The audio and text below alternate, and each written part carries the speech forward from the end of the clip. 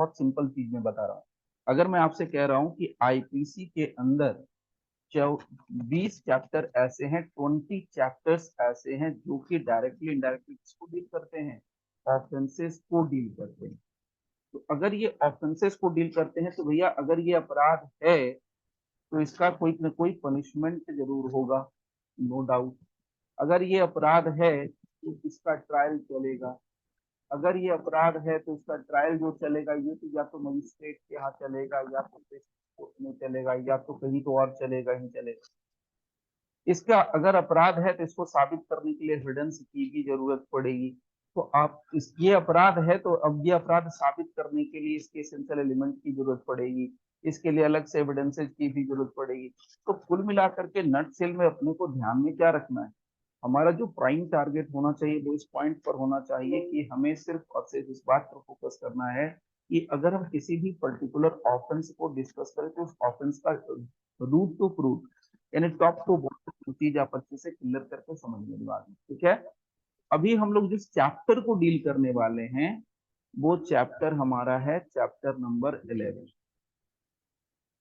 Chapter को सिर्फ आप ध्यान दीजिए, तो मैंने पहले बोला 20 चैप्टर, देयर 20 चैप्टर्स, तो यहाँ पर चैप्टर 11 है। तो चैप्टर 11 में किसकी बात होती है, फॉल्स। फील करना है आपको, जब तक 2-3 बार रिपीट नहीं करोगे तब तक आपके दिमाग में सेट नहीं होगा, फील नहीं करोगे। मतलब ऊपर ऊपर बस ये नहीं कि कर लिए हो गया, नहीं, इसको जरा फील करने की कोशिश कीजिए तो आपको चीजें याद आएंगी, प्रैक्टिकल में आप अप्लीकेशन करेंगे।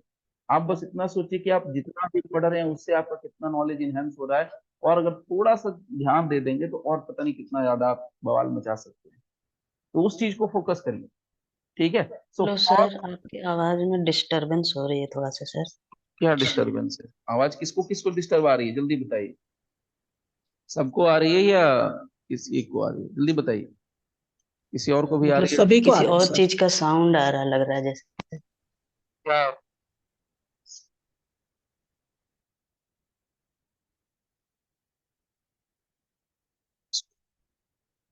ओके, देखिए, हम लोग जो टॉपिक डिस्कस कर रहे हैं उसमें हम लोग डिस्कस करेंगे false evidence and offences against public justice. दो चीजों पर फोकस करना है। पहले क्या बात करना है, एक चैप्टर बना दिया। देखिए 20 चैप्टर तो मैं आपको मोटे तौर पर बता रहा हूँ कि 20 चैप्टर हैं जिसके अंदर अलग अलग टाइप के अपराधों के बारे में आईपीसी में डिस्कशन किया गया है।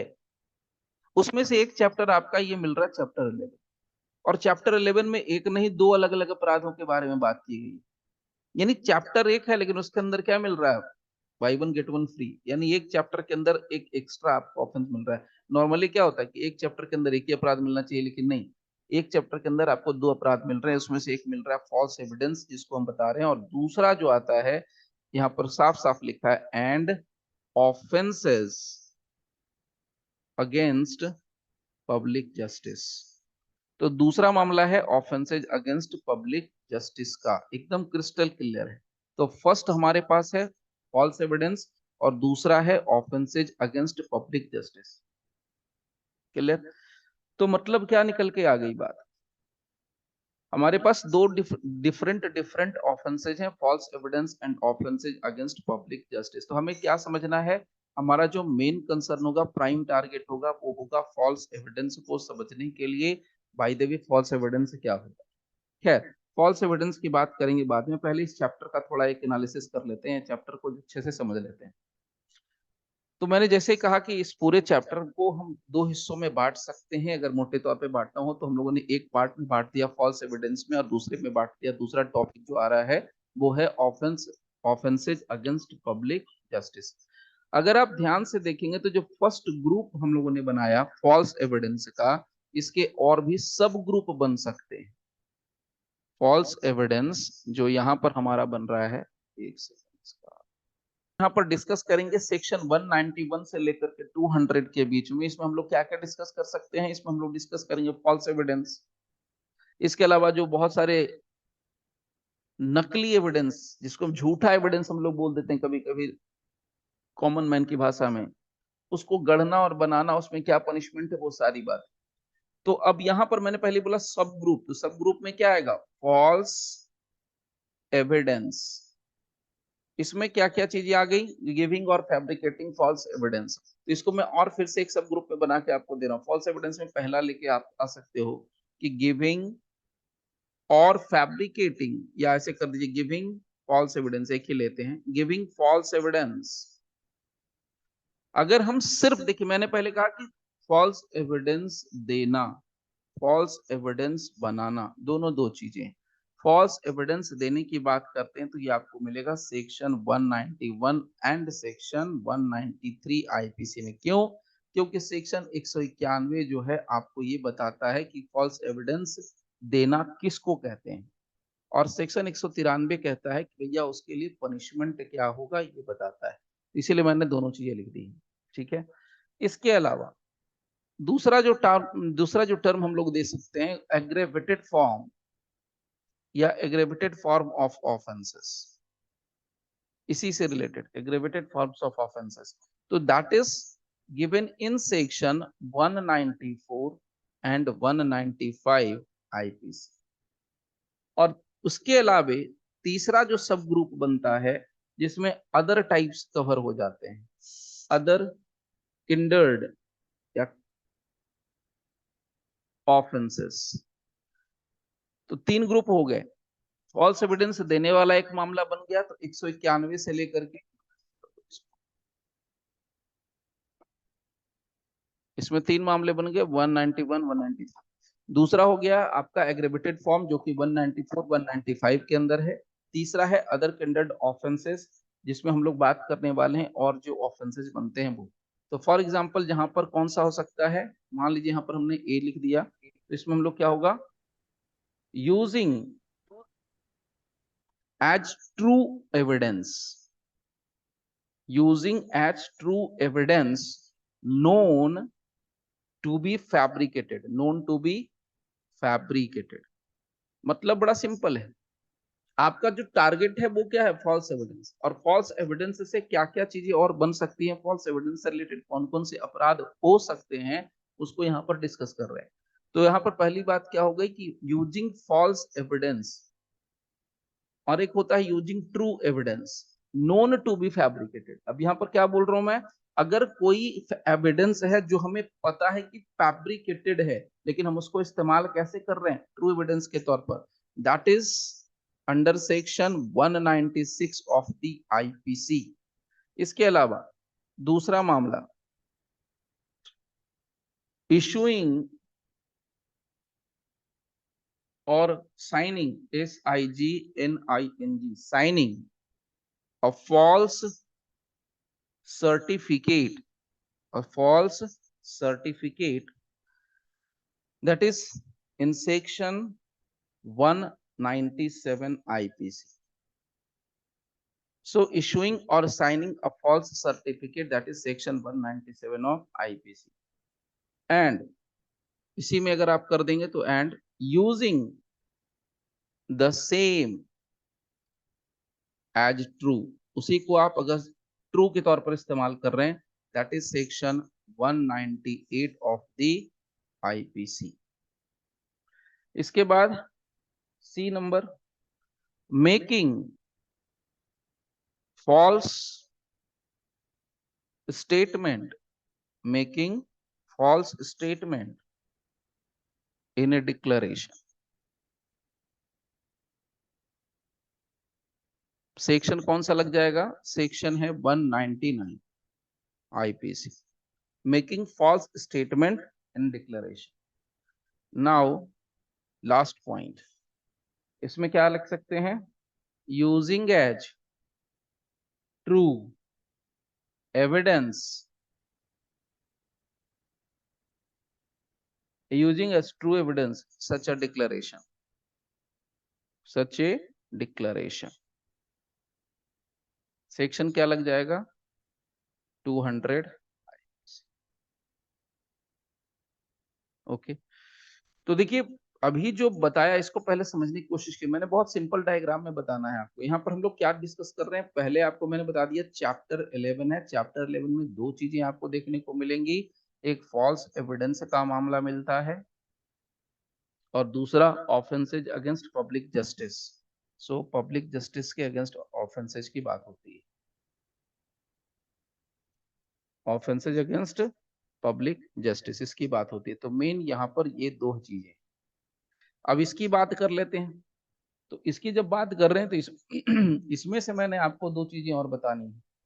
एक मैंने बताया कि एक होता है गिविंग फॉल्स एविडेंस,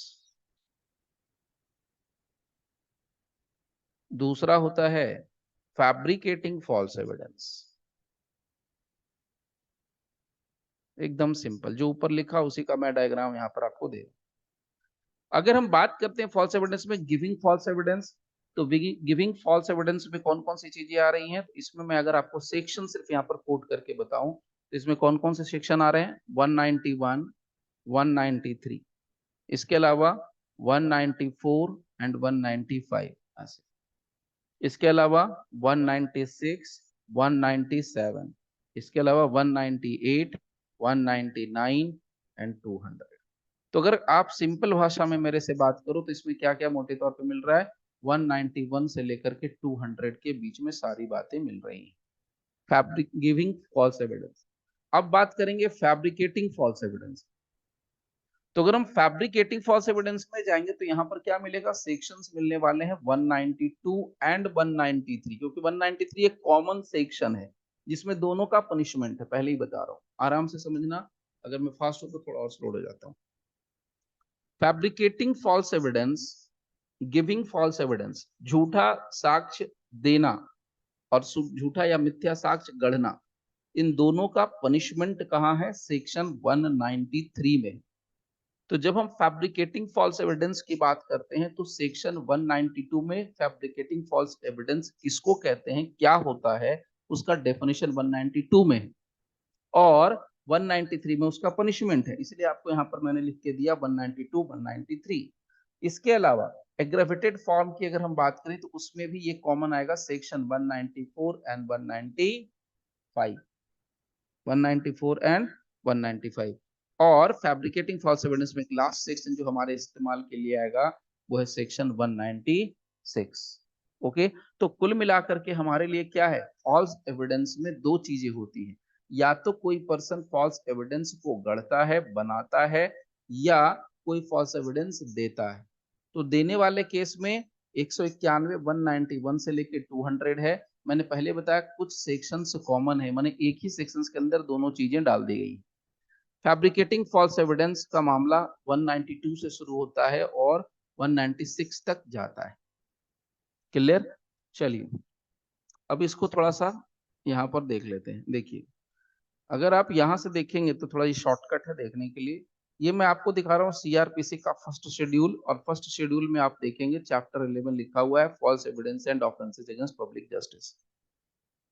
अब इसमें से यहाँ पर क्या देखना है, याद कीजिए, आपको ध्यान में होगा कि सीआरपीसी के फर्स्ट शेड्यूल में बेसिकली आईपीसी के उन धाराओं की बात है, उन सेक्शंस का जिक्र किया गया है जिन सेक्शंस के अंदर सिर्फ और सिर्फ पनिशमेंट की बात होती है। डेफिनेशन पार्ट को यहाँ पर सीआरपीसी के फर्स्ट शेड्यूल में मेंशन नहीं किया गया है, एकदम क्रिस्टल क्लियर मैसेज। फिर से रिपीट कर दे रहा हूं, डेफिनेशन को कहीं भी सीआरपीसी के फर्स्ट शेड्यूल के अंदर मेंशन नहीं किया गया है, यानी किसी अपराध की परिभाषा क्या होगी उसके बारे में जिक्र नहीं है। तो यहाँ पर अगर आप देखोगे तो 193 से शुरू हो रहा है, तो परेशान होने की जरूरत नहीं है। 191 और 192 में डेफिनेशन दिया गया है, उसके बाद सिर्फ पनिशमेंट की बात होती है, इसीलिए 193 से ये डायरेक्ट सेक्शन शुरू हो रहा है सीआरपीसी के अंदर। So 193, 194, 195, 195A. Again 196, 197, 98, 199, 200, 201, 202, 203, 4, 5, 6, 7, 8, 9, 10, 11, 12. Again 13, 14, 15. ये पूरा देखते जाओ आप। 16, 16A. Then 17, 18, 19, 20, 21, 22, 23, 24, 25, 25A, जितने ये हैं उसको ध्यान में रखना। 25B, 26 नहीं है यहाँ पर, ठीक है, ध्यान दीजिएगा, यहाँ पर 226 is missing. 227, 228, 228A, 229 and 229A। तो यहाँ पर आपको क्या करना है, ये मैंने क्यों पढ़ी, इसका मतलब मैं आपको सिर्फ ये कह रहा हूं कि अगर आप इसको याद रखना चाहें तो बहुत ही आसान है, बहुत ही आसान है।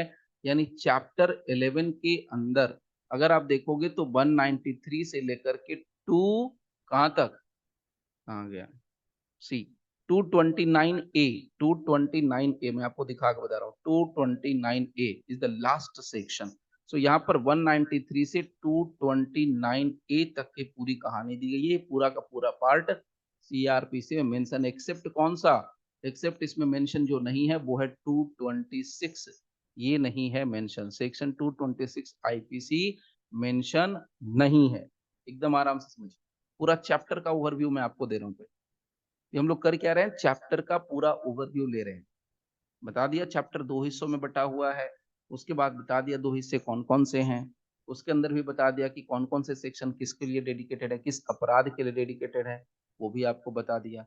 यहाँ पर आपको ये भी बता दिया कि कितने सेक्शंस हैं जिसमें सिर्फ और सिर्फ पनिशमेंट है, इसमें पनिशमेंट है, लेट मी टेल यू, इसमें आपको पनिशमेंट है। इसका मतलब देयर आर ओनली 3 सेक्शंस, अगर मोटे तौर पे बात करें ओनली 3, 3 का मतलब नंबर 3, 3 1 2 3 सेक्शन कितने हैं, 3 सेक्शंस ऐसे मौजूद हैं जो डेफिनेशंस को डील करते हैं चैप्टर 11 के अंदर। मतलब क्या है, आपको सिर्फ 3 सेक्शंस पर अच्छे से कमांड बनाना है, वो 3 सेक्शंस आपको डेफिनेशन है, उसी का एसेंशियल एलिमेंट आपको याद रखना है।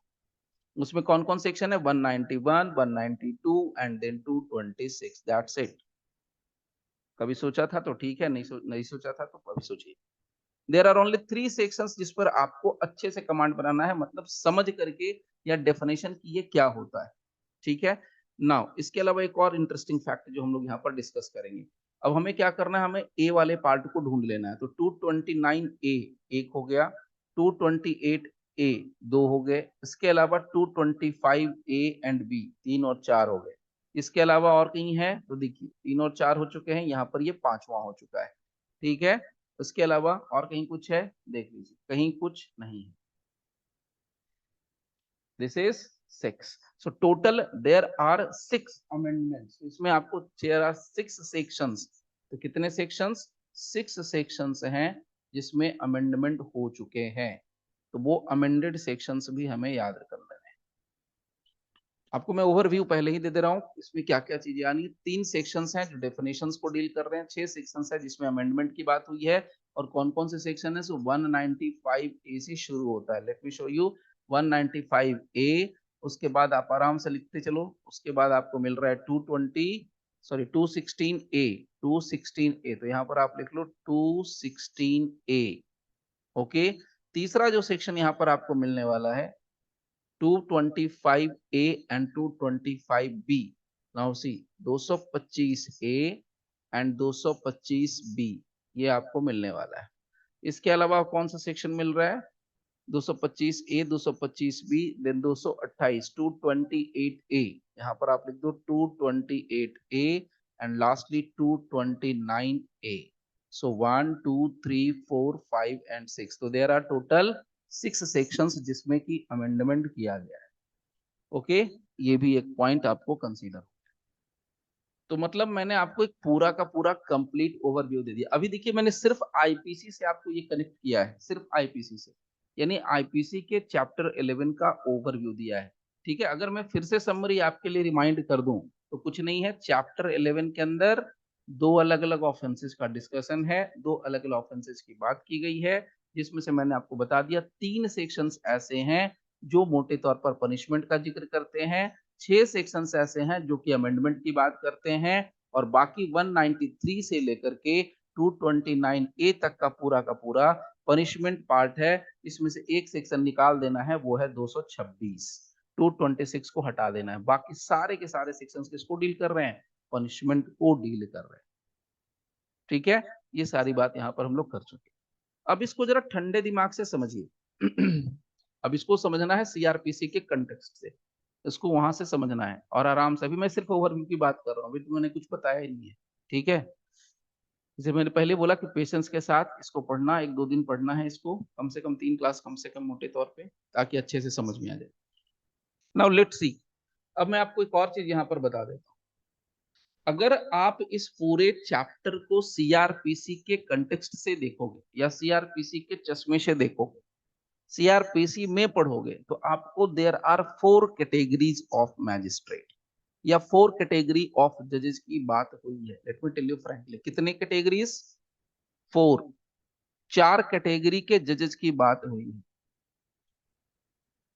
4 कैटेगरी के जजेस हैं जो कि इस पूरे चैप्टर को डील करेंगे, चैप्टर 11 को। मतलब सीधा है, चैप्टर 11 के अंदर पढ़ने वाले सारे ऑफेंसेज को अगर उसका ट्रायल करने की बात करें, उसमें अक्यूज्ड के पनिशमेंट की बात करें, तो उसके लिए 4 मजिस्ट्रेट तैनात किए गए हैं। यानी मजिस्ट्रेट ना कह के 4 कोर्ट्स या 4 तरह के जजेस तैनात किए गए हैं इस पूरे चैप्टर में होने वाले पनिशमेंट या उस पनिशमेंट को देने के लिए। ओके, ट्रायल करके पनिशमेंट देने के लिए। तो अब आप सोच सकते हैं ये कौन-कौन से हो सकते हैं, कितने हो सकते हैं? तो अगर मैं आपको पहले बता दूं, सबसे पहला अगर हम लोग एकदम लोअर लेवल से शुरू करते हैं, तो इसमें हमारे पास कौन होता है? सबसे लोअर लेवल में हम बात करें तो एनी मजिस्ट्रेट। तो इसमें एनी मजिस्ट्रेट आपको मिलेगा।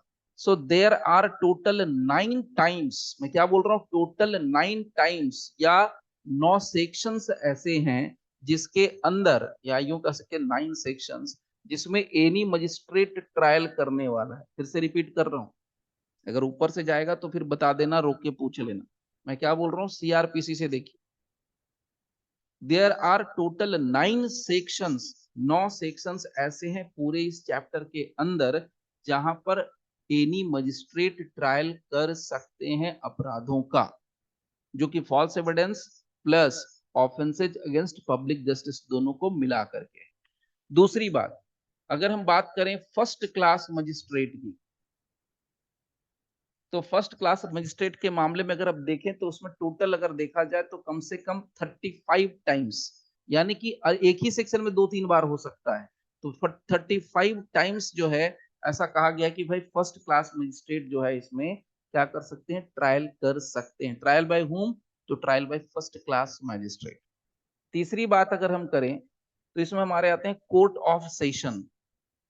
थोड़ा अपर पर बढ़ते हैं तो court of session. Court of session की बात करें तो कोर्ट ऑफ सेशन के लिए 7 टाइम्स, 7 बार, ठीक है, 7 टाइम्स जगह दी गई है, जो कि इस चैप्टर के अंदर, यानी कहने का मतलब क्या है, चैप्टर 11 के अंदर देयर आर टोटल 7 टाइम्स, या 7 तरह के अपराध हैं या 7 मौके हैं, या एक ही सेक्शन के अंदर 3-4 मौके हो सकते हैं जिसमें ट्रायल कौन कर सकता है, सेशंस कोर्ट कर सकते हैं या कोर्ट ऑफ सेशन करेंगे। तो देखिए, एक चैप्टर के अंदर मैं आपको सीआरपीसी के कंटेक्स्ट से बता रहा हूँ। एक ही चैप्टर के अंदर एनी मजिस्ट्रेट, मतलब एनी मजिस्ट्रेट का मतलब समझ रहे हैं आप, फर्स्ट क्लास मजिस्ट्रेट भी हो सकता है, सेकंड क्लास मजिस्ट्रेट भी आ सकता है। और सेकंड क्लास मजिस्ट्रेट बोलने का मतलब हो गया कि जिसको सिर्फ 1 साल तक के लिए जेल भेजने का पावर है, उस मजिस्ट्रेट को यहाँ पर इंक्लूड कर रहे हैं हम लोग एनी मजिस्ट्रेट के अंदर, ठीक है। और फर्स्ट क्लास मजिस्ट्रेट तो खैर फर्स्ट क्लास है ही, तो फर्स्ट क्लास मजिस्ट्रेट के लिए स्पेशल हमने दे दिया। तो फर्स्ट क्लास मजिस्ट्रेट में 35 टाइम्स, और उसके बाद सेशंस कोर्ट के लिए दिया तो 7 टाइम्स। अगर हम एक और स्पेशल कैटेगरी बात कर रहे हैं, यहाँ पर किसी कोर्ट का जिक्र नहीं है, किसी भी मजिस्ट्रेट का जिक्र नहीं है, ना सेशंस कोर्ट लिखा है, ना सेकंड क्लास मजिस्ट्रेट है, ना फर्स्ट क्लास मजिस्ट्रेट है, कुछ भी नहीं लिखा है। ये एकदम अलग जात भी है, एकदम अलग बिरादरी है, एक अलग कैटेगरी है। उसको यहाँ पर मेंशन किया गया है, court by which offence of giving false evidence is triable. मतलब इसमें कोई भी कोर्ट हो सकता है, याद रखिएगा, इज ट्राइबल। अब यहाँ पर एक क्वेश्चन बड़ा शानदार निकलता है, मैं आप लोगों से पूछ रहा हूं, अगर आप लोग के पास आंसर हो तो आप बता सकते हैं, नहीं तो कोई बात नहीं। यहाँ पर लिखा है, मैं आपको दिखा देता हूँ पहले, देखिए, आप यहाँ देखिए, अगर आप ध्यान से देखो तो यहाँ पर क्या है, सेक्शन 193 है। 193 में 7 साल तक के लिए जेल का प्रावधान है, यानी 7 इयर्स तक का इम्प्रिजनमेंट है। नॉन कॉग्निजेबल ऑफेंस है, इसको छोड़ दें। वेलेबल ऑफेंस है, इसको भी छोड़ दें। यहाँ पर क्या कहा, magistrate of the first class, यानी मैंने आपसे पहले कहा कि फर्स्ट क्लास मजिस्ट्रेट या magistrate of the first class, ये आपको 35 टाइम्स मिलेगा। तो अब ये काउंट करते रहना आप बैठ के, बाद में अगर ऊपर नीचे हो तो बता देना, लेकिन ऐसे काउंट करना। एक ही एक देखिए क्या है, सेक्शन 193 के अंदर एक यहाँ पर ऑफेंस बना, एक दूसरा ऑफेंस बना, तो एक सेक्शन के अंदर 2 ऑफेंसेज अलग अलग बन रहे हैं, ठीक है। गिविंग और fabricating false evidence in a judicial proceeding एक अपराध हुआ, जिसके लिए 7 साल के लिए जेल की प्रोविजन है, जिसमें कि फर्स्ट क्लास मजिस्ट्रेट ट्रायल करेंगे। लेकिन गिविंग और fabricating false evidence in any other case ये भी 193 के अंदर ही कवर होगा। इसमें 3 साल तक के लिए ही जेल का प्रावधान है, लेकिन इसको क्या कह रहा है, एडी मजिस्ट्रेट इसका ट्रायल कर सकेंगे। तो आपको क्या देख, मैंने क्या बोला कि 4 कैटेगरी है, देयर आर 4 कैटेगरीज। तो देखिए, तो magistrate first class, any magistrate दूसरी कैटेगरी, कोर्ट ऑफ सेशन तीसरी कैटेगरी, और जो चौथी कैटेगरी मैं बता रहा हूं ये यहाँ पर चौथी कैटेगरी। ठीक है, ये चौथी कैटेगरी है, court by which offence of giving false evidence is triable, यही चौथी कैटेगरी है जो मैं बता रहा हूँ। यहाँ पर भी आप देखिए, यहाँ पर भी ये चौथी कैटेगरी आपको मिलने वाली है। क्लियर? अब यहाँ पर आपका दिमाग कैसे चलना चाहिए, अब आपका दिमाग कैसे चलना चाहिए, ये तो आपको मैंने एक ओवरव्यू अभी दिया कि जो चैप्टर 11, देखिए मैं सीधा कनेक्ट कर रहा हूँ आईपीसी को सीआरपीसी के साथ, लिंक करना जो कहते हैं ना, ये लिंक पूरा क्लियर लिंक है। यानी चैप्टर 11 के अंदर पढ़ने वाले जितने भी ऑफेंसेज हैं, या चैप्टर 11 के अंदर आने वाले जितने भी ऑफेंसेज हैं, उसको 4 तरह के जजेस जो है क्या कर रहे हैं, उसका ट्रायल कर रहे हैं, और उसमें ऑफेंस ऑफेंस का ट्रायल कर रहे हैं, और अक्यूज्ड को पनिशमेंट दे रहे हैं, अगर होगा तो अक्विटल कन्विक्शन जो भी है, यानी ट्रायल कंक्लूड करने की बात होगी। कौन कौन कर रहा है, first class magistrate, any magistrate, court of session, और चौथा कैटेगरी अलग ही है, इसमें कहा गया कि वो कोर्ट हैं जिसके अंदर, जिस कोर्ट में फॉल्स एविडेंस दिया गया था, या फॉल्स एविडेंस का जिसमें ट्रायल चल रहा है, वही कोर्ट यहाँ पर इंक्लूड है। क्लियर, एकदम साफ साफ। चलिए अब इसमें थोड़ा सा और आगे चल, अगर हम बात करते हैं नॉर्मल प्रोसीजर की, नॉर्मल प्रोसीजर क्या होता है, जब कभी भी कोई भी अपराध होता है, तो उस अपराध के लिए दो चीजें होती हैं, या तो एफआईआर होता है या तो कंप्लेंट होता है।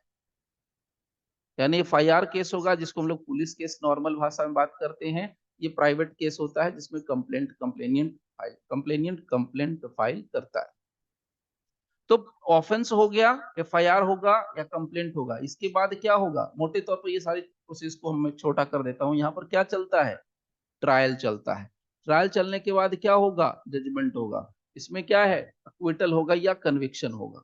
क्या होता है, अक्विटल होगा या कन्विक्शन होगा।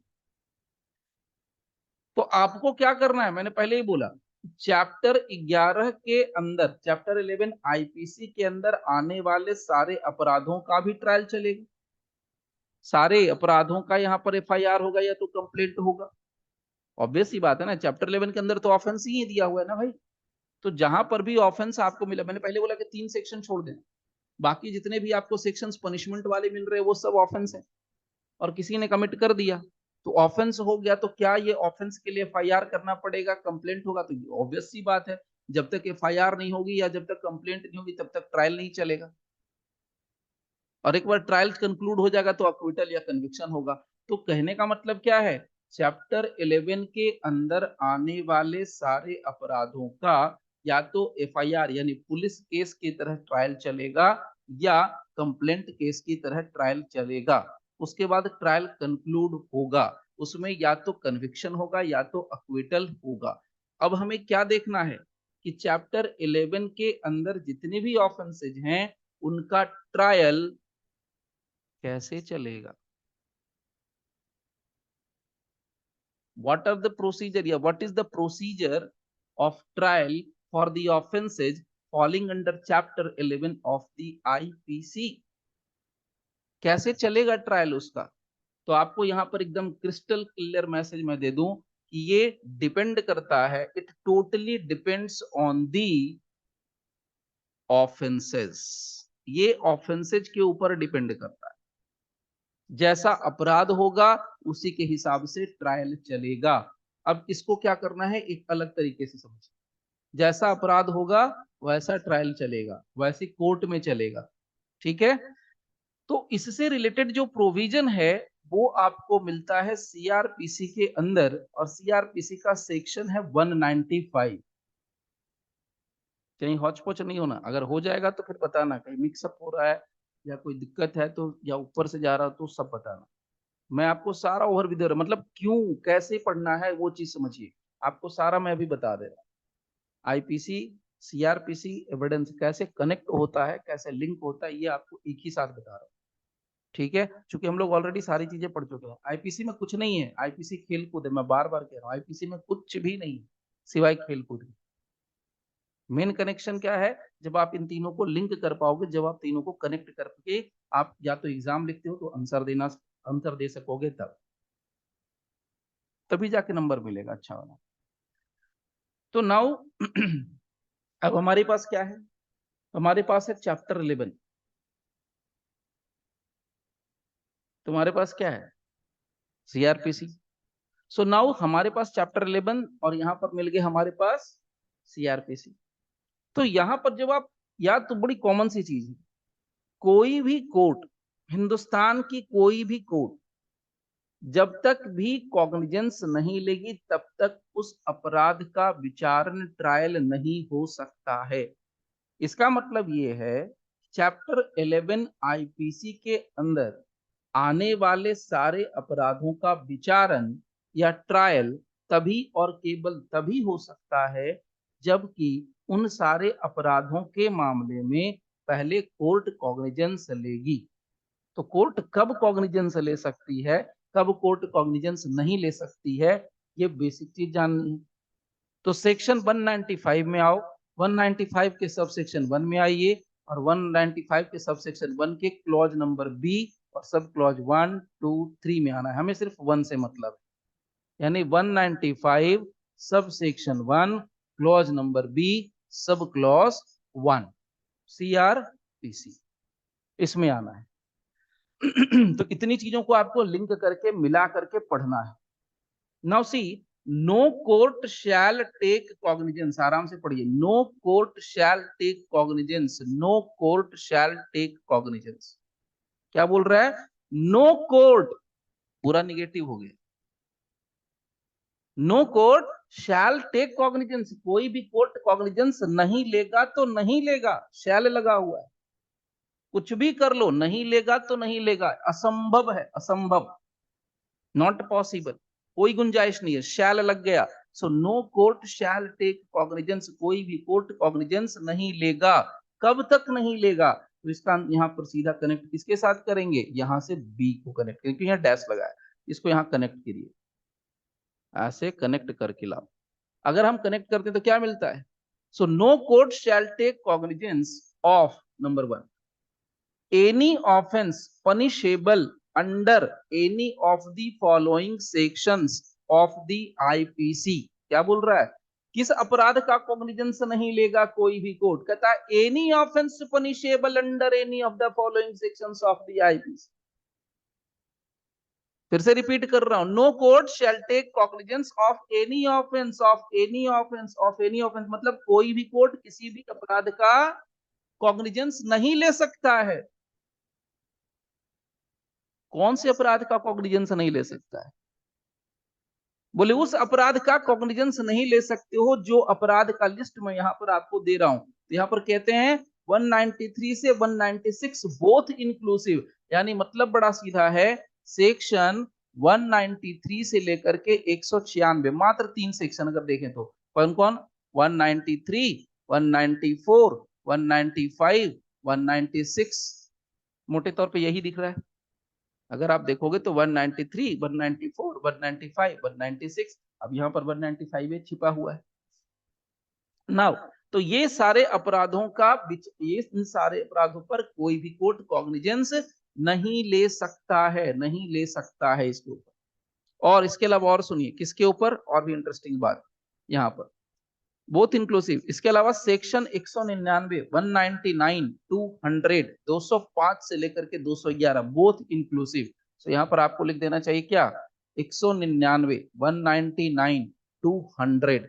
इसके अलावा कौन सा सेक्शन है, 205 से 211, तो लिख दो आप 205 टू 211, इसमें ये दोनों इंक्लूसिव। तो यहां से यहां तक के मामले पर या यहां से यहां तक के मामले पर अगर इन सेक्शंस के अंदर अपराध होता है, ये सब पनिशमेंट वाले सेक्शन है, किसी में डेफिनेशन नहीं है, किसी में डेफिनेशन नहीं है, क्योंकि सीआरपीसी का फर्स्ट शेड्यूल सिर्फ पनिशमेंट वाले पार्ट को टच करता है, और डेफिनेशन वाले पार्ट को टच नहीं करता है। P for police, P for punishment, ऐसे पुलिस भी पनिशमेंट वाले सेक्शन को देती है। कभी पुलिस को सुना है आपने कि मर्डर का डेफिनेशन लिखता है? वो मर्डर का डेफिनेशन कहाँ दिया हुआ है? सेक्शन 300 में। पनिशमेंट कहाँ दिया है? 302 के अंदर। तो वो सीधा क्या लिखते हैं? कोई डेड बॉडी बरामद होती है तो मर्डर वाला डेफिनेशन वाला सेक्शन नहीं लिखते हैं 300, वो लिखेंगे क्या? 302। सीधा क्या लिखेंगे? 302। चोरी का डेफिनेशन कहाँ दिया हुआ है? 378। लिखते क्या है वो? 379। तो बहुत सारे लोग यहीं पर कंफ्यूज होते हैं कि सर 378 और 379 में फर्क क्या है। ठीक है, तो पुलिस भी पनिशमेंट वाले सेक्शन को डिस्कस करती है या उसी का इस्तेमाल करती है। सो नाउ 199, 200, 205 से लेके 211 तक इन सारे सेक्शंस के अंदर अगर अपराध हुआ, इसके अलावे 228, बस हमारा काम खत्म, क्योंकि 229 में तो खत्म ही हो जा रहा है।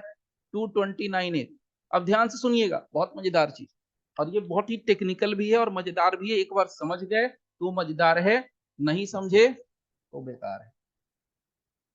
ये प्योर टेक्निकल है, हार्डकोर टेक्निकल चीजें हैं, मैं आपको जो पहले ही बता दे रहा हूँ, डरा नहीं रहा हूँ, आपको डिस्क्लेमर दे रहा हूँ। ठीक है, सो 193, 194, 195, 196 हो सके तो अपने आईपीसी के वेयर एक्ट में जहां इंडेक्स है वहां पर आप मार्क कर लो, या जो आपका जो सेक्शन जहां पर मेंशन है वहां पर आप मार्क कर लो। इन सेक्शंस में बाकी की जो छूट है उसको छोड़ देना है। तो 193, 194, 195, 196, यहाँ पर छूटा कौन? 197, 198 छूट गया। यहाँ पर 201 छूट गया है, 202 छूटा हुआ है, 203 छूट गया है, 204 छूटा हुआ है। अब 205 से 11 तक ले लिया, फिर वहां पर 11 के बाद 212, 213, 214, 215, 216, 217, 218, 219, ये पूरा छूटा हुआ है। तो 219, 220, ओके, ये सब छूटा हुआ है। 221, 222, 223, 224, 225, 226 नहीं लिखेंगे, 227, 228 नहीं लिखेंगे, ये कट जाएगा, और सीधा 229, 229 और 229 है, बीच में जो भी एबीसीडी है उसको भी आप डाल देना। 225 में आएगा, 216 में आएगा, मतलब इन सेक्शंस की बात नहीं कर रहे हैं। Let me tell you frankly, ये जो सेक्शंस मैंने आपको एक दे दिया है, इस सेक्शन का जिक्र नहीं किया जा रहा है। कहां पर? Section 195 sub section 1 clause number B sub clause 1 CrPC. किसका जिक्र किया जा रहा है? सिर्फ इसका जिक्र किया जा रहा है, सिर्फ इसका जिक्र किया जा रहा है। यहां पर इसको हटा दीजिए, सिर्फ इसका जिक्र किया जा रहा है। ये यहां से जस्ट सेकंड, ये यहां से यहां तक, ये इसकी बात, यानी ये वाला पोर्शन ये सीआरपीसी में जिक्र किया जाए, यानी 195 sub section 1 clause number B sub clause 1 CrPC, इसका जिक्र है, इसका जिक्र है। लिखना तो ऐसे लिख लो, जिक्र है। याद रखना, अपने को समझना, दूसरे को थोड़े जाके नोट बेचना है आपको।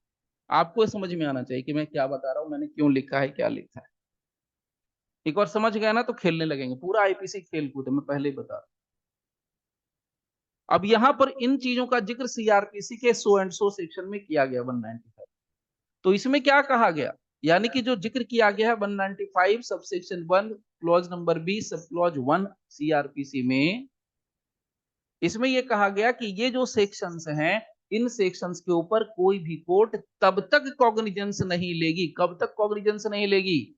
जब तक कि इसमें कंप्लेंट इन राइटिंग होगा। लेट मी इसको मैं थोड़ा मार्क कर दे रहा हूं, जब तक कि कंप्लेंट लिखित में नहीं होगा। नंबर 1, जो सेक्शंस मैंने यहां पर आपको लिस्ट करके दिए, सिर्फ इसी की बात कर रहा हूं, बाकियों की नहीं बात कर रहा हूं मैं। Let me tell you frankly, हो सके तो नोटबुक में लिख लो आप,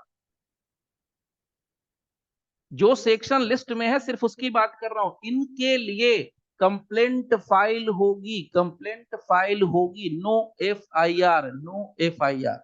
मैं नहीं लिख रहा हूं, मैंने नहीं कहा भाई, ये मत बोलना सर ने कहा, यहां लिखा है। अनपढ़ नहीं है हम लोग, पढ़े लिखे लोग। यहाँ क्या लिखा है? Except on the complaint in writing of that court. मतलब आप खुद ही कह रहे हो ना sir, complaint complaint complaint complaint complaint, no FIR, no information to the police. So complaint in writing of that court, ये कोर्ट कंप्लेंट यानी कंप्लेंट फाइल होगा नंबर 1। और ये कंप्लेंट कौन फाइल कर रहा है, तो यहां पर ये भी बता दिया कि दैट कोर्ट, ये कोर्ट फाइल करेगा। कौन करेगा, कंप्लेंट लिखित में आएगा और वो कोर्ट फाइल करेगा।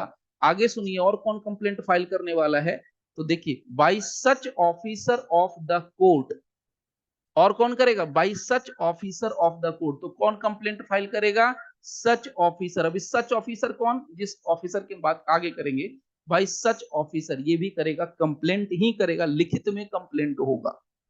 As that court may authorise in writing in this behalf. और तीसरा कौन, सम अदर कोर्ट, यहां से इसको मार्क कर देते हैं, some other court to which that court is subordinate. तो 3 लोगों को यहां पर मोटे तौर पर ऑथोराइज कर दिया है। मैं कलर चेंज करके आपको दिखाता हूं। यहां पर है 1, यहां पर है 2, यहां पर है 3, यानी सिर्फ 3 लोग हैं, तीनों में से कोई भी एक, फिर से ध्यान से सुन लेना, 3 लोग बताए गए हैं 195 sub section 1 clause number B sub clause 1 CRPC। उसमें से कहा सिर्फ 3 लोग हैं, कम से कम 3 लोग हैं जो कि लिखित में कंप्लेन करेंगे, लिखित में शिकायत करेंगे, तभी और केवल तभी ये जो आपको मामले मिले हैं इसका कॉग्निजेंस कोई भी न्यायालय, सक्षम न्यायालय ले सकेगा। कॉग्निजेंस कब लेगा, जब कंप्लेंट फाइल होगी और वो लिखित कंप्लेंट होगी, ओरल भी नहीं। अगर आपको याद हो कंप्लेंट सेक्शन 2D में डिफाइंड है और कंप्लेंट ओरल भी हो सकता है, रिटन भी हो सकता है, लेकिन यहाँ बहुत साफ साफ क्लियर कट लिख दिया, मैंने नहीं लिखा है, CRPC खुद कह रहा है कंप्लेंट इन राइटिंग। सो लिखित में कंप्लेंट अगर ये 3 में से कोई भी पर्सन करेगा तभी कोई भी सक्षम न्यायालय कोर्ट में क्या करेगा, कॉग्निजेंस ले सकेगा या ले सकेगी।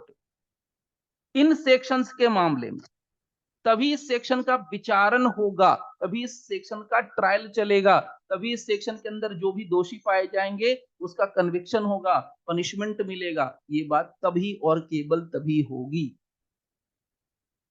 तो इसके लिए कॉग्निजेंस के लिए पहला कंडीशन क्या है, रिटन कंप्लेंट चाहिए। तो यहीं पर आप लिख सकते हो, मैं इसका कलर थोड़ा और चेंज करके यहाँ पर लिख दे रहा हूं, रिटन कंप्लेंट चाहिए प्रभु, रिटन कंप्लेंट चाहिए इसके लिए। जब तक रिटन कंप्लेंट नहीं होगा नो कॉग्निजेंस। पहले क्या चाहिए, written complaint then cognizance. Okay, तो जब तक कॉग्निजेंस नहीं होगा तब तक तो गाड़ी आगे बढ़ने वाली नहीं है, चार्ज भी नहीं फ्रेम होने का, कुछ नहीं होने का। आगे चलिए, अब एक और चीज समझिए। अब जो सेक्शंस छूट गए हैं या जो सेक्शंस को, जिन सेक्शंस का जिक्र CRPC ने नहीं किया है उन सेक्शंस का क्या होगा बताइए। जो सेक्शंस छूट गए या जिस सेक्शन का जिक्र नहीं किया है CRPC ने, यानी 195 में जिक्र नहीं है, उन सेक्शंस के साथ क्या होगा, एनीबॉडी हैव द आंसर। यानी 210 का मामला है, वो तो इसके अंदर कवर है, ये याद रखना है आपको। ऐसे ही फंसते हम लोग। ये सब ADJ वालों के लिए बहुत जरूरी है, अब तो सिविल जज वालों के लिए भी जरूरी है। मतलब क्या है, 201, 202, 203, 204, इसके अलावा क्या लिखा है 198, 197, ये जो सेक्शंस है।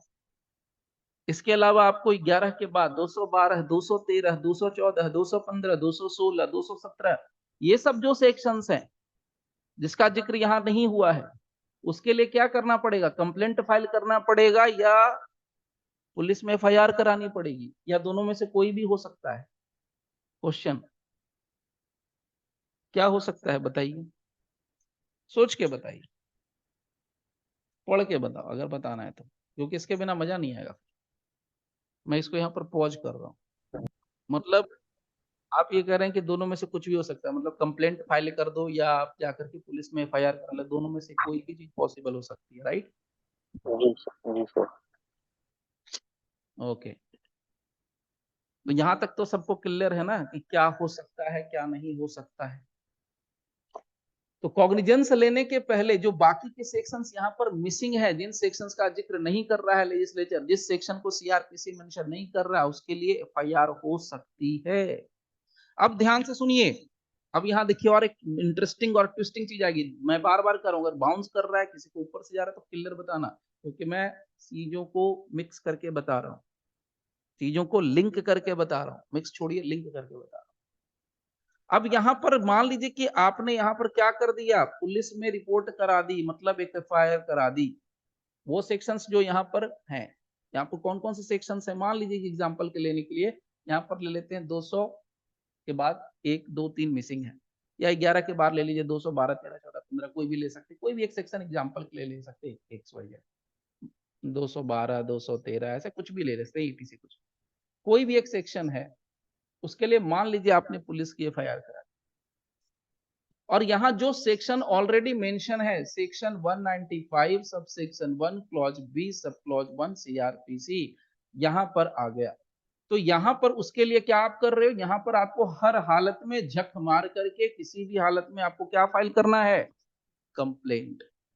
यहाँ पर क्या हुआ, कंप्लेंट भी हो सकता है और आप FIR भी दर्ज करा सकते हो, दोनों चीजें हो सकती है। Now the question here is, अगर ये कंप्लेंट फाइल हो गया, यहाँ FIR फाइल हो गया, तो इसका ट्रायल कैसे चलने वाला है, इसका ट्रायल कैसे चलेगा?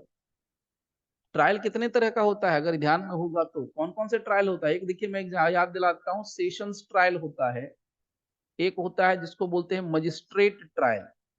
मजिस्ट्रेट बेचारा गरीब आदमी होता है, मेहनत ज्यादा करना पड़ता है, इसके लिए दो तरह के ट्रायल होते हैं, एक वारंट केस वाला ट्रायल और एक होता है जिसको बोलते हैं समन्स केस वाला ट्रायल, और एक होता है जिसको हम क्या बोलते हैं, समरी ट्रायल। कुछ छूटा तो नहीं, या और कोई ट्रायल होता है? Anything missing? Sessions trial, magistrate दो तरह के ट्रायल करते हैं, जिसको वारंट केस ट्रायल या समन्स केस ट्रायल कहते हैं, और एक समरी ट्रायल। तो यहां पर जिन मामलों के लिए FIR रजिस्टर कराई गई है या जिसके लिए FIR होगी, उसका ट्रायल, उसका विचारण कैसे होगा, कौन करेगा, ये बताइए। यस और नो?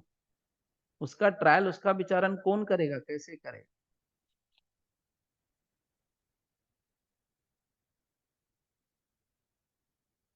क्या हो गया,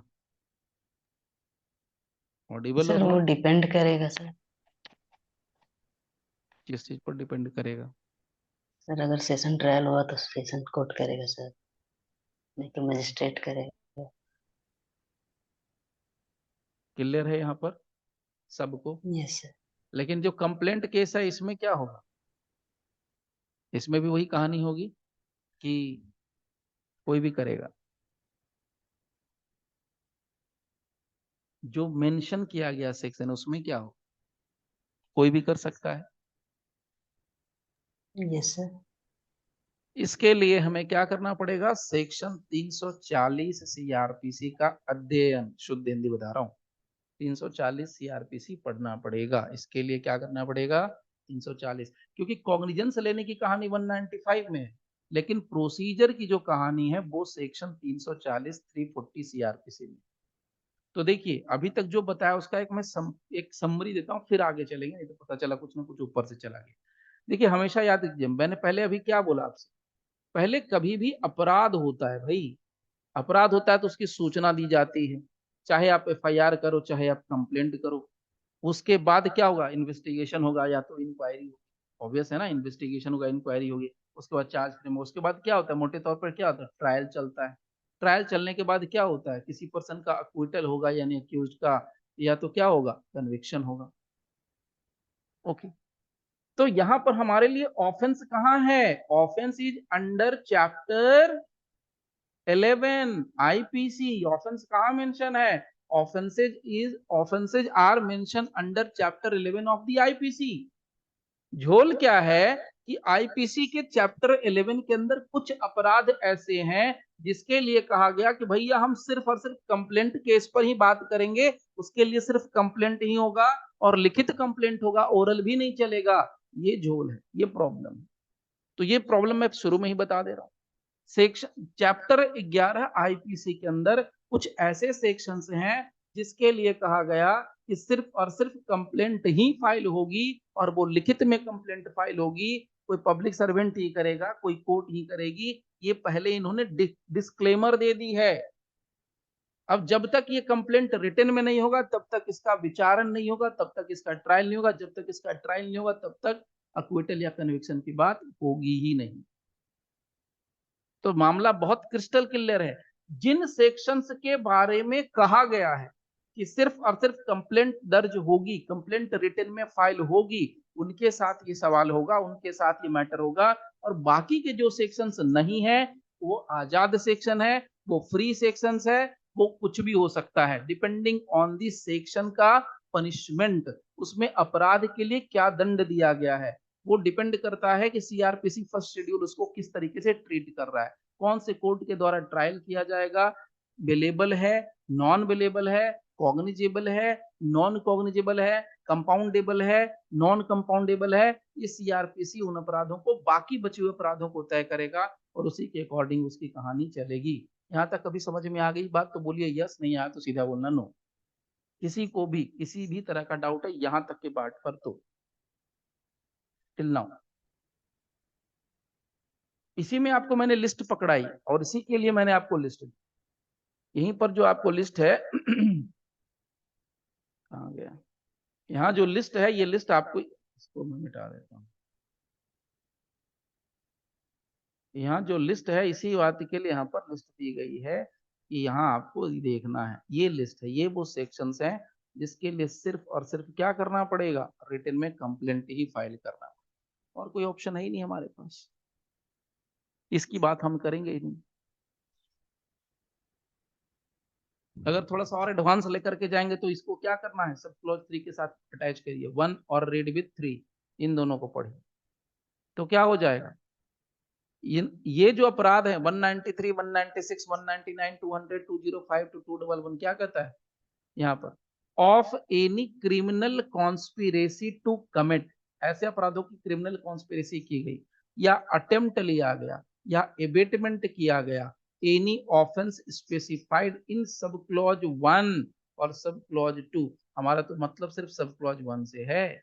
तो अगर सब क्लॉज 1 के अंदर, तो ये सब क्लॉज 1 है आपका, सब क्लॉज 1 के अंदर जितने भी अपराधों का जिक्र किया गया है, अगर उन अपराधों के लिए कोई क्रिमिनल कॉन्स्पिरेसी की गई होगी, उन अपराधों को करने के लिए कोई अटेम्प्ट लिया गया होगा, उन अपराधों को करने के लिए कोई अबेटमेंट या बेटर पैदा हो गया होगा, तो उसको भी क्या करना है, उसके लिए भी आपको रिटन में कंप्लेंट ही करना है।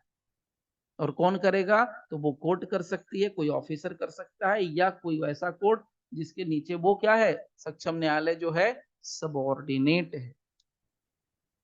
ओके, ये वाला सिस्टम यहाँ पर काम कर रहा है। इसके अलावा इसका प्रोसीजर अगर आपको जानना है तो प्रोसीजर मैं आपको एक और दिखा देता हूँ। सेक्शन है 340। अब जिन्होंने पढ़ रखा है उनको तो समझ में आएगा, जिन्होंने नहीं पढ़ा है शायद उनके ऊपर से ना चल जाए। देखिए यहाँ पर प्रोसीजर बहुत सिंपल है, ये रहा सेक्शन 340।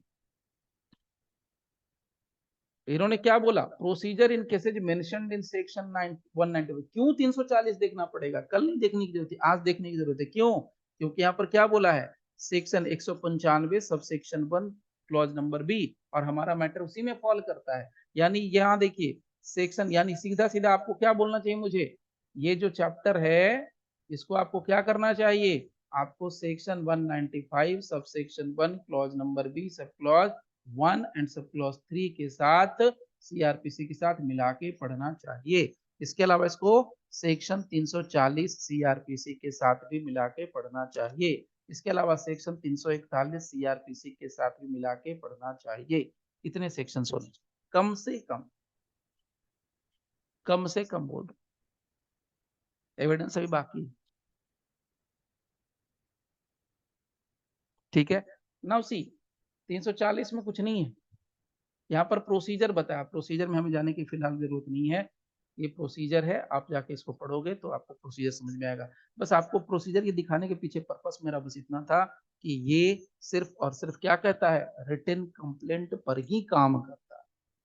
ये वो अपराध हैं जिसका कॉग्निजेंस जो कोर्ट है सिर्फ, या जो मजिस्ट्रेट है सिर्फ रिटन कंप्लेंट पर लेगा। तो आपको फोकस कहाँ करना है, सेक्शन पर।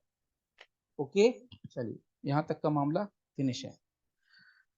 यहाँ पर करते हैं थोड़ा सा विराम, यानी थोड़ा सा रुकते हैं।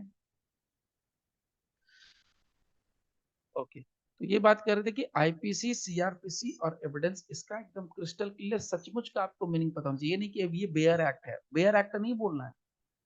अरे बेयर एक्ट है, वो सबको पता है कि बेयर एक्ट है। बेयर एक्ट तो फिजिकल को बोलते हैं, डिजिटल को बोलते हैं, बट आईपीसी का इस्तेमाल क्या है, पर्पस क्या है, यूज क्या है, सीआरपीसी का यूज क्या है, एविडेंस एक्ट का यूज क्या है। तो यूज अगर आप देखोगे तो आईपीसी क्या बताता है कि ये अपराध है, उसके लिए ये दंड है। तो मैंने आपको बताया कि 20 चैप्टर ऐसे, 20 चैप्टर ऐसे हैं जो सिर्फ और सिर्फ अपराध और उसके दंड के बारे में बात करते हैं। और ये जो अपराध और उसके दंड के बारे में बात करते हैं, तो उन अपराधों का विचारण कब होगा, जब कोर्ट कॉग्निजेंस लेंगे। उस अपराधों पर, उन अपराध पर क्या हो सकता है, जो अपराध किसी व्यक्ति ने किया है, उस अपराध का पूरा एफआईआर रजिस्टर, एफआईआर जा सकता है। उस अपराध के लिए जो आईपीसी में हुआ, उसके लिए अक्यूज हो सकता है कन्फेशन कर ले, उसके लिए पुलिस इन्वेस्टिगेशन करेगी, उसके लिए चार्जशीट बनेगा, उसके लिए मजिस्ट्रेट इंक्वायरी कर सकता है, उसके लिए कंप्लेंट फाइल हो सकती है, उसके लिए ट्रायल चल सकता है। तो ये सारी चीजें यहाँ पर हैं, तो इसको आप यहाँ से कनेक्ट करिए। बस स्पेशल केस को हमेशा याद रखना है। हर एक अपराध का कॉग्निजेंस जरूरी नहीं है एफआईआर पर ही हो। हर एक अपराध अपने आप में यूनिक है, इस चीज का हमेशा ध्यान रखना है। और फिर इसके आप एविडेंस के साथ कनेक्ट करते रहिए। कौन सा एविडेंस किसके लिए एप्लीकेबल हो सकता है, किस तरह का क्वेश्चन पूछा जा सकता है, सर्कमस्टांशियल एविडेंस से किसको हम साबित कर सकते हैं, मतलब किस अपराध को हम सर्कमस्टांशियल एविडेंस से साबित कर सकते हैं, किस अपराध को सर्कमस्टांशियल एविडेंस से साबित नहीं किया जा सकता है, या सारे ही अपराधों को किया जा सकता है। किसके लिए आपको डायरेक्ट एविडेंस की जरूरत पड़ेगी, किसके लिए बिना डायरेक्ट एविडेंस के हो जाएगा। जैसे रेप केस में क्या होता है, रेप केस में अगर कोई भी गवाह नहीं है, सिर्फ महिला ने स्टेटमेंट दे दिया, जो विक्टिम महिला है, प्रोसिक्यूट्रिक्स है, उसने अगर सिर्फ अपना स्टेटमेंट दे दिया, दैट इज सफिशिएंट। तो ये कहां पर आ रहा है, अपराध रेप का हो रहा है कहां पर, आईपीसी में, और ट्रायल कहां चल रहा है, सीआरपीसी में। और यहाँ पर क्या आ रहा है, सीधा इसको एविडेंस से कनेक्ट कीजिए। तो क्या कहता है भाई, यहाँ पर सिर्फ महिला का स्टेटमेंट काफी है, दैट्स इट, हमें कोई गवाह की जरूरत नहीं है, बात खत्म हो गई। मेडिकल वो सब आ गया, सब उसके अंदर इंक्लूड।